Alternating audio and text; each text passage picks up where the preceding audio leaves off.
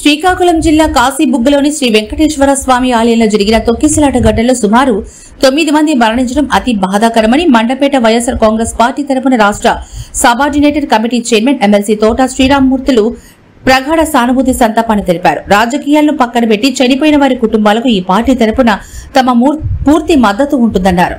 ఈ ప్రభుత్వం ఏర్పడిన 18 నెలల్లో ఇటువంటి దుర్ఘటనలు 3 సార్లు జరగడం దురదృష్టకరమని తోట త్రిమూర్తులు తీవ్రంగా విమర్శించారు. ఈ కార్యక్రమంలో మున్సిపల్ కోఆప్షన్ సభ్యులు రెడ్డి రాజబాబు, కౌన్సిలర్స్ మందపల్లి రవి, పార్టీ జిల్లా జనరల్ సెక్రటరీ ఎర్రగుంట అయ్యప్ప, రాష్ట్ర party SSL secretary Palivela Sudhakar, Salari Veerababu, IT convener Errapati Venkannababu, Kolla Srinu తదితరులు పాల్గొన్నారు.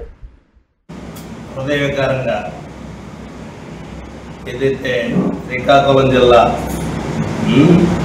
కాశీబుగ్గ వెంకటేశ్వర స్వామి ఆలయంలో జరిగినటువంటి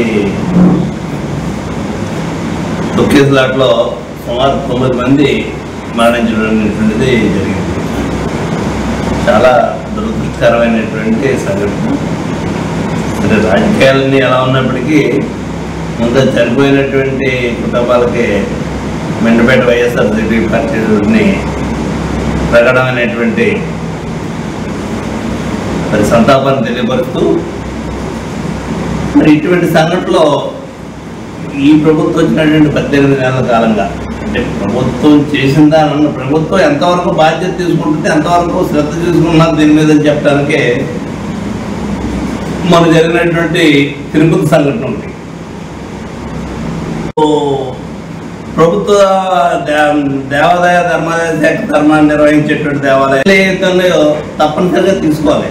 అది ప్రభుత్వ నడిపిస్తున్న దేవాలయమా లేకపోతే ప్రైవేట్ వ్యక్తులు నడిపిస్తున్న దేవాలయం అనేటువంటి దాని గురించి ఇక్కడ అటువంటి ప్రశ్న తీసుకురావడం అనేటువంటిది చాలా శోచనీయం.